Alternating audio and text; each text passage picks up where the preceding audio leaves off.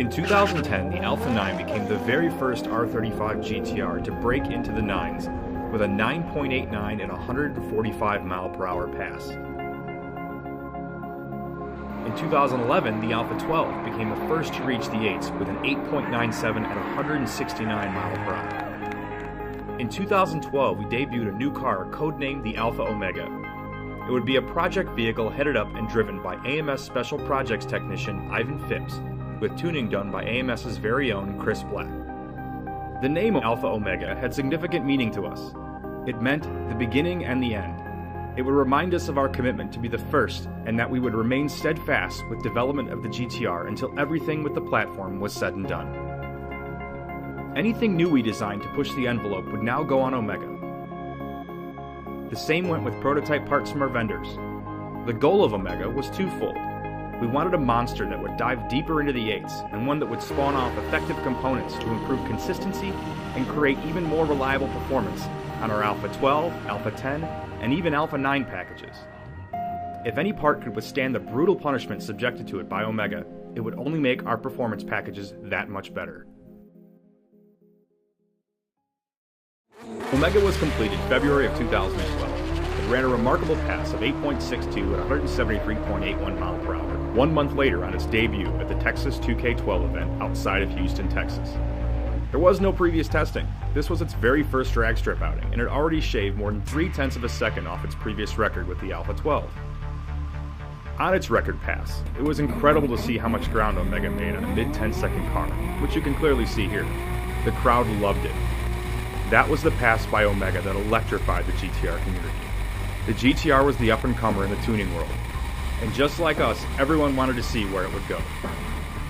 There was more to come. Only 1 week later, the Spring 2012 Texas Mile event in Beeville. Even with the boost turned way down, traction was limited. Even so, Omega smashed the GTR top speed record with a 233.1 mile/hour pass, all done within a 1 mile limit. This, however, was not without a hitch. Ivan crossed the finish line bouncing up off a dip in the runway as he pulled the parachute, causing Omega to go into a massive slide well over 200 miles/hour. Luckily, both him and the car made it through safely.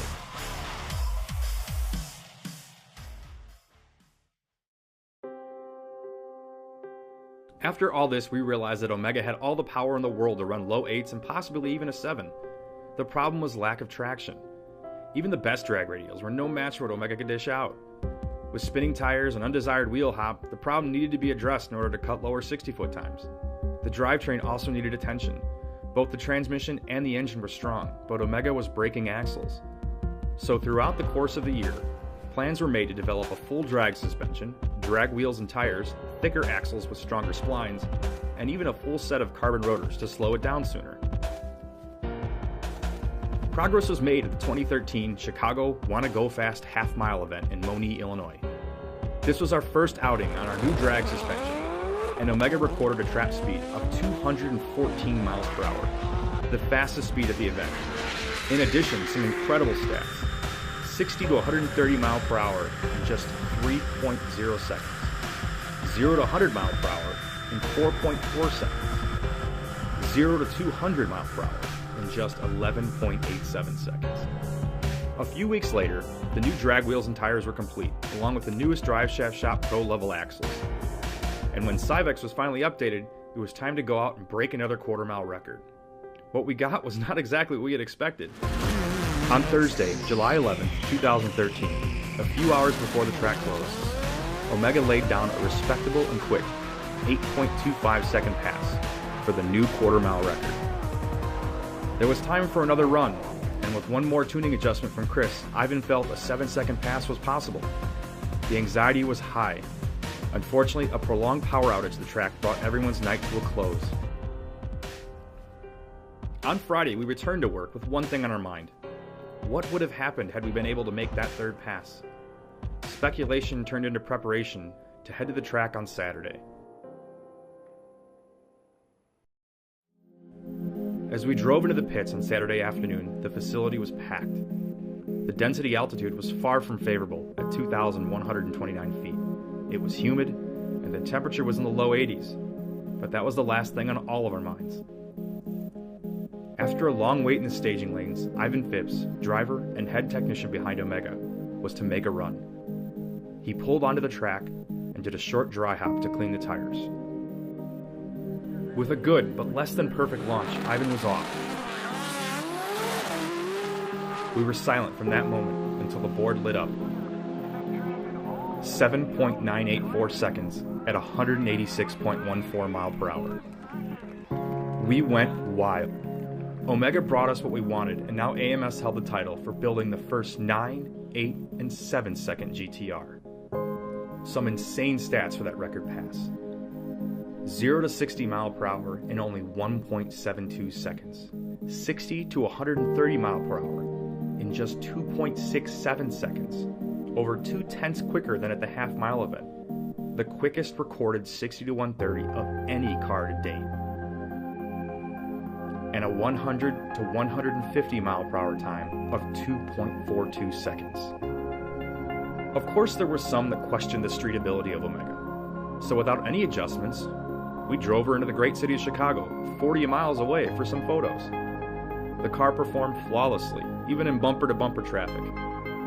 A few fans managed to capture it and post pictures online, but the 2,000-plus horsepower monster was docile enough to not gain the attention of any pedestrians or police, even with the parachute and all.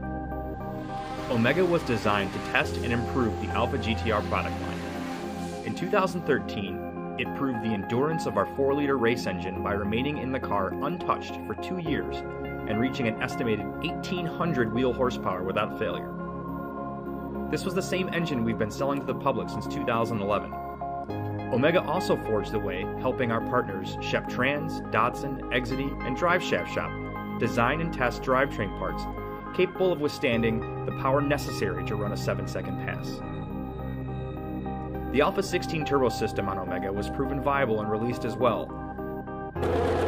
This program really demonstrated its effectiveness in January of 2014 with a customer's Alpha 16, showing we are now nearing the performance numbers of Omega in a full-weight GTR. For 2014, our goal is to push farther into the 7s without compromising streetability. This improved version of Omega will be testing our new billet block, cylinder head program, camshafts, and intake manifold, which after proven effective, will most likely reach production, just like the Alpha 16 package did. While we plan to expand and explore the boundaries of the street car's abilities, we're not planning on crossing the line to a race car. Things like Lexan windows and stripping or gutting the car are not in our plans. At this point, we feel it's important to our customers and fans to leave Omega a street car so they can relate to its characteristics of a real car that can be driven in traffic, to the store, or across the country. We look forward to what 2014 has in store. The Nissan R35 GTR has proven to be an amazing platform, and we can't wait to show the world what it's capable of.